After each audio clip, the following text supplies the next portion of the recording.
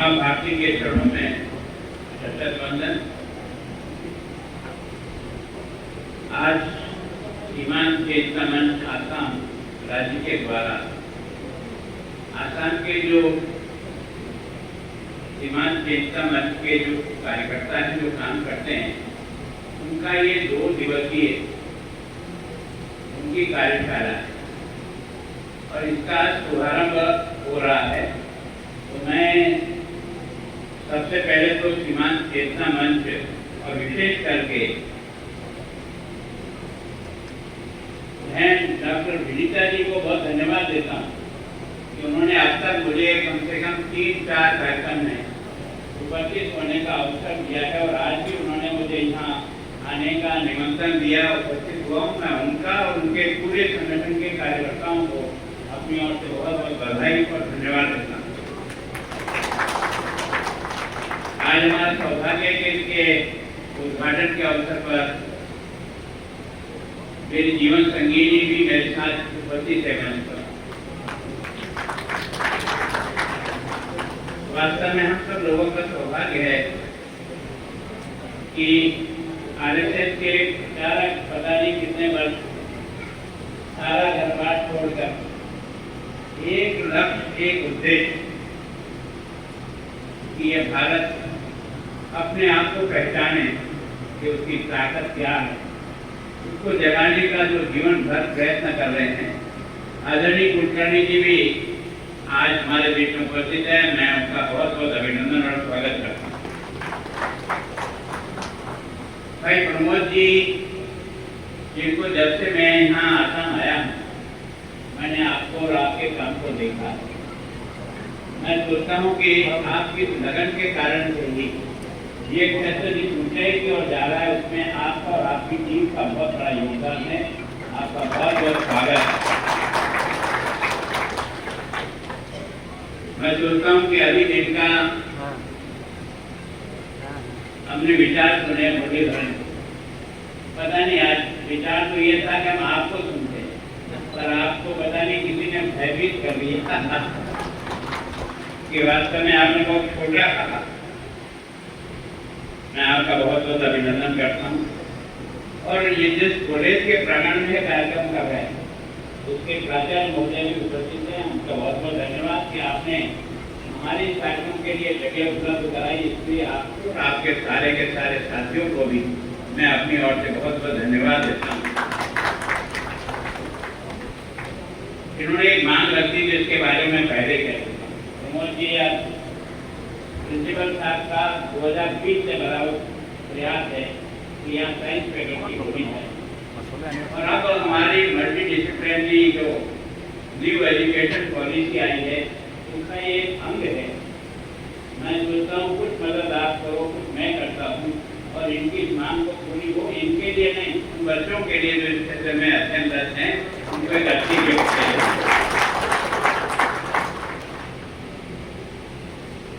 मैं आज इस कार्यशाला में उपस्थित सभी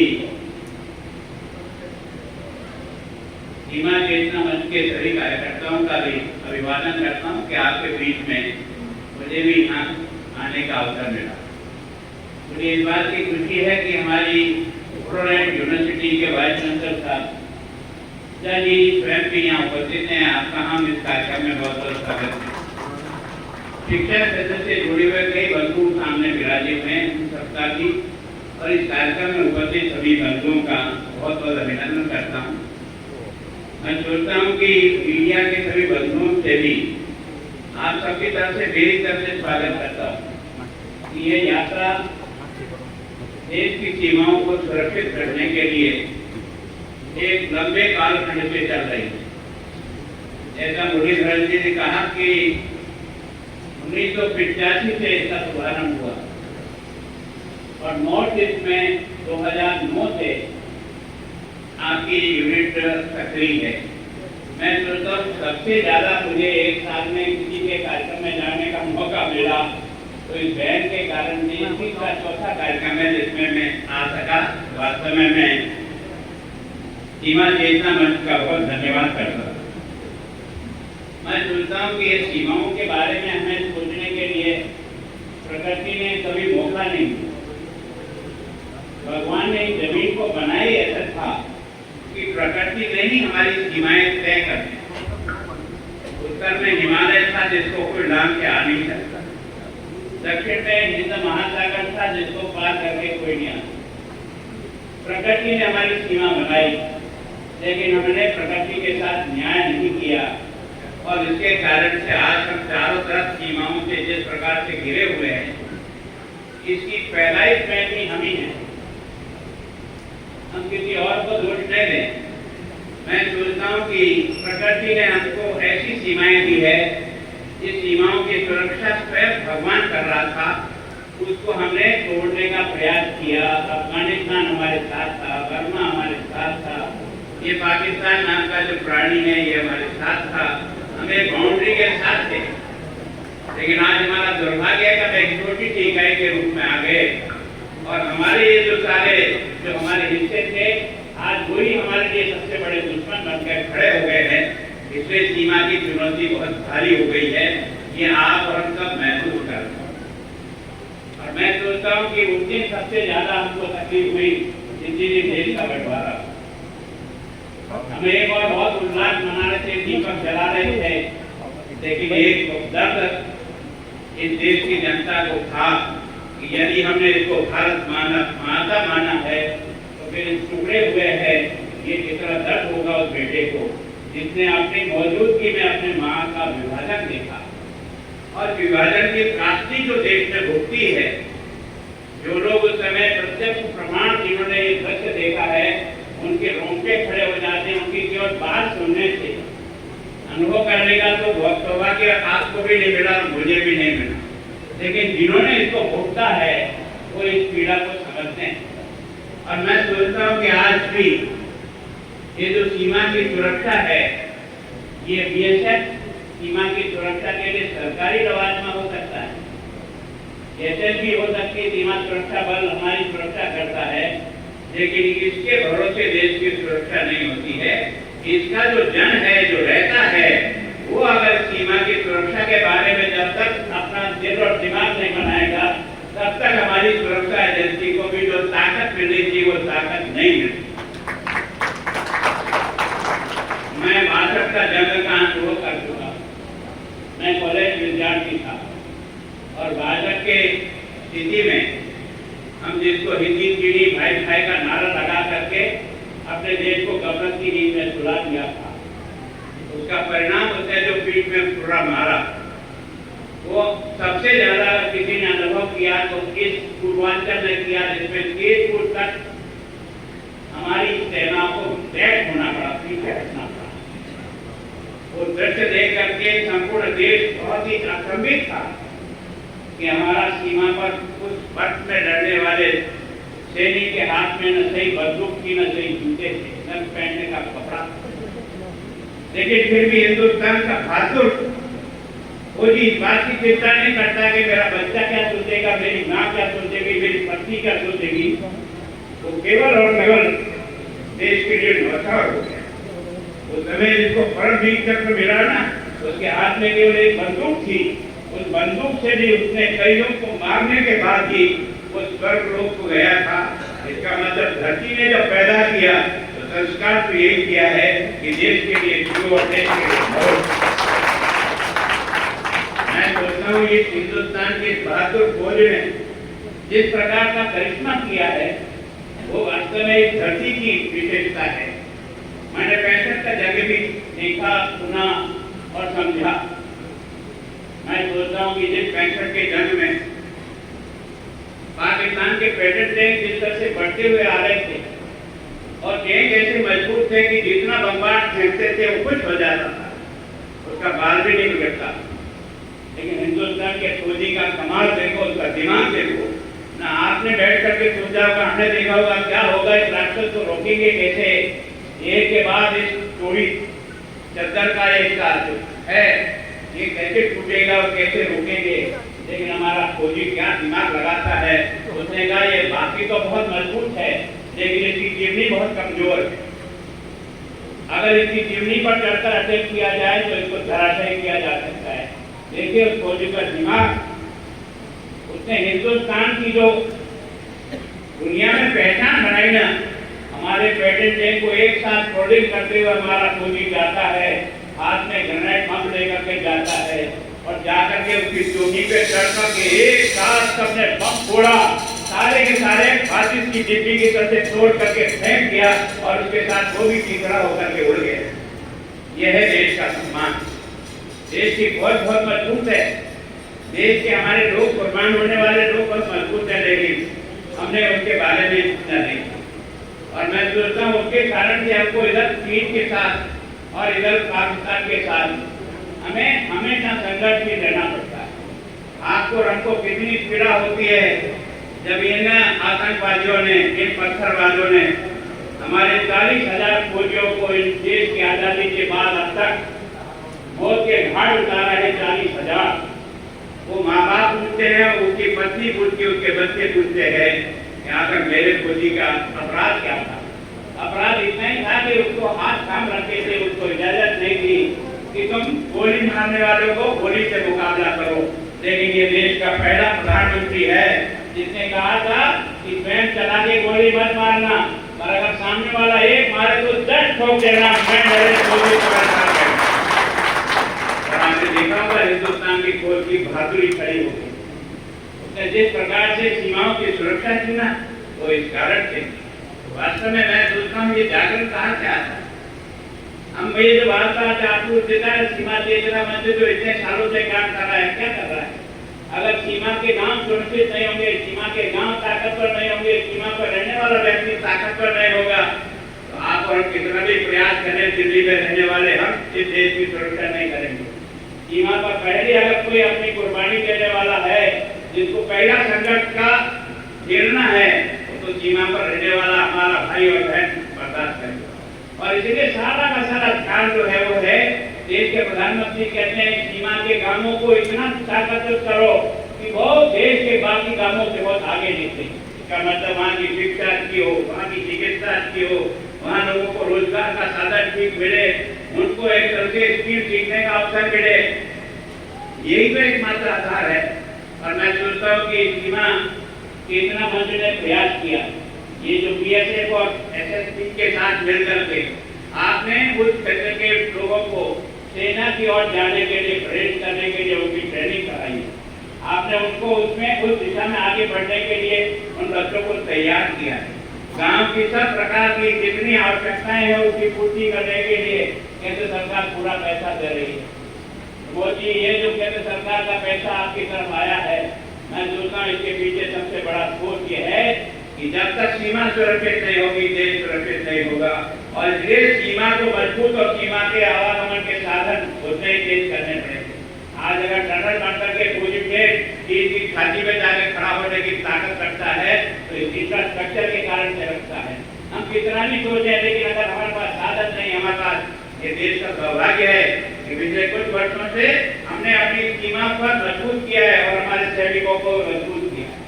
ये पहली बार हमने भी अपने राजनीतिक जीवन में पहली बार देखा है कि भारत का हथियार स्वयं बना रहा है। आज की तारीख में हम आत्मनिर्भर भारत बनने जा रहा है सेना के सामान की दृष्टि से। और यही नहीं, हम इतना अच्छा सामान तैयार किया है कि दुनिया आज हमारा पैटर्न टेक की तरह से जो हम लोगों ने फ्लाइट बनाए हैं, वो फ्लाइट की जो है ना आवश्यकता वो महसूस कर रहे हैं। तो मैं सोचता हूँ कि हम लोगों ने ये जो विश्लेषण है, इसलिए क्या है, ये जो सीमा चेतना मंच है, इसने कई कार्यक्रमों की रचना की है सीमा पर रहने वाले लोगों को कैसे हम जोड़े। ये जो आपका क्रीड़ा संगम है, ये जो खेल के मैदान में आप बच्चों को लेकर गए, मैं उस कार्यक्रम में भी मौजूद था। मैं सोचता हूँ कि वास्तव में हमारे सीमा पर रहने वाले बच्चों में बहुत दमखम है। उनको हर दृष्टि से हम कैसे उभार सकते हैं, उसके लिए प्रयत्न किया। आपने प्रदर्शनी के माध्यम से, आपने वर्कशॉप के माध्यम से, आपने कोचिंग कैंपों के माध्यम से सीमा के लोगों को एक तरह से अपनी ताकत को बढ़ाने के लिए आपने पूरा अवसर दिया है, पूरा मौका दिया है। और उसको मौके को ये जो कार्यकर्ताओं की टोली है ना, यही हमारा काम का आधार है। हम तो यहाँ भाषण देंगे और चले जाएंगे, कल सवेरे अखबार में फोटो छप जाएगा हमने भाषण दिया, लेकिन मैदान में वो जनता है जो अपना सर्वस्व लगा करके भी अपने संगठन के आधार पर सीमाओं की सुरक्षा के लिए जनता को जागरूक करता है, जनता को उसके तैयार करता है। और इसलिए हम अपने कार्यकर्ता को सबसे बड़ा मान करके चलते हैं कि हो सकता है आज हम यहाँ बैठ गए, कल वहाँ बैठेंगे, आप में से कोई यहाँ बैठ करके भाषण देगा, पर उद्देश्य तो सबका एक ही है, देश की सीमा की सुरक्षा हो, देश और सुरक्षित देश की तरक्की करता है। कि देश की सुरक्षा नहीं हो, तरक्की नहीं कर सकता। ये हम सब लोगों ने वर्षों तक अनुभव किया है। और आज जिस प्रकार से देश आर्थिक दृष्टि से ग्रो कर रहा है, उसके पीछे भी अगर कोई कारण है तो प्रमोद जी आपकी शांति व्यवस्था है। लगातार इस एरिए में जिस प्रकार से असंत रहा, उसके कारण से विकास का दौर नहीं करता। लेकिन जैसे ही आप सब लोगों ने बैठ करके समस्या का समाधान करने का प्रयास किया, उसी में से विकास बहुत तेजी से आगे बढ़ा। और आज की तारीख में मुझे कहते बहुत प्रसन्नता है कि केवल और केवल आसाम में इन 9 सालों में 3,50,000 करोड़ रुपया इंफ्रास्ट्रक्चर डेवलपमेंट के लिए केंद्र सरकार ने दिया। यहाँ 9 एयरपोर्ट थे, आज की तारीख में 14 एयरपोर्ट है। जहाँ हमारी ट्रेन नहीं पहुंची थी, वहाँ हमारी ट्रेन पहुंची है। जहाँ हम लोग को अटल टनल बना करके ठेठ उनकी छाती में जाके खड़े रहने की ताकत किसी ने दी है, इंफ्रास्ट्रक्चर ने दी है। हमारा सड़क का जो नेटवर्क बना है, वो सीमाओं की सुरक्षा के लिए नेटवर्क बन करके तैयार हुआ। तो मैं सोचता हूँ कि सरकार अपना काम करेगी, लेकिन वहाँ के रहने वाले लोगों का जीवन अच्छा बने, इस जिम्मेदारी तो आप और मेरी सबकी है। अगर इसी भाव को अपन प्रारंभ से लेकर रखे, तो ये चंद लोग हमारे देश में घुस करके इतने सालों तक राज करके और हमारे को नष्ट भ्रष्ट करके रखा, उसका जो खामियाना इस देश ने भुगता है वो हम सबको याद है। और मैं सोचता हूँ उसके बाद भी ये देश बचा रहा, उसका कारण यह है कि धरती पर भगवान स्वयं जन्म देकर के आता है, तो हर समस्या का समाधान निकालने का प्रयत्न करता है। जब कभी भी संकट आता है, कोई महापुरुष पैदा हो जाता है, जो वो हमारे व्यवहार में चाहे राणा प्रताप के रूप में आया होगा और चाहे या ललित चिड़गाई के रूप में आया होगा, ये कहाँ से अवतरित होते हैं? ये शंकरदेव कहाँ से आता है?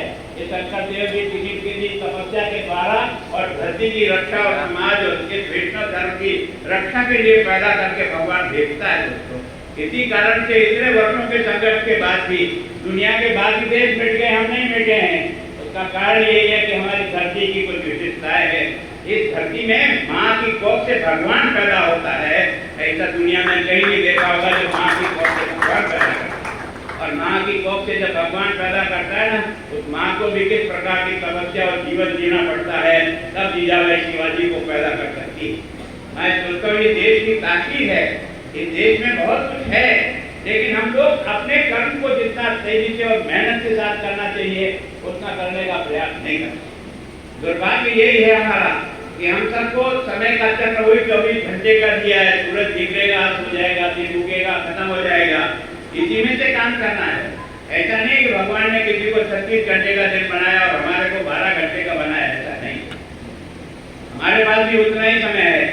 जिस समय का उपयोग अगर हम करना ठीक प्रकार से शुरू करें, तो मैं सोचता हूँ आज चंद लोग मेहनत करके देश को 5वीं बड़ी अर्थशक्ति के रूप में लाके खड़ा कर दिया। मैंने अपने राजनीतिक जीवन में देखा, 12-13 में जिस प्रकार का मैंने जीवन देखा था, भारत 11वें स्थान पर चलता था दुनिया में, आज हम 5वें स्थान पर है। और इसी साल के अंत में हम दुनिया की 30वीं बड़ी शक्ति के रूप में बन करके खड़े हो जाएंगे।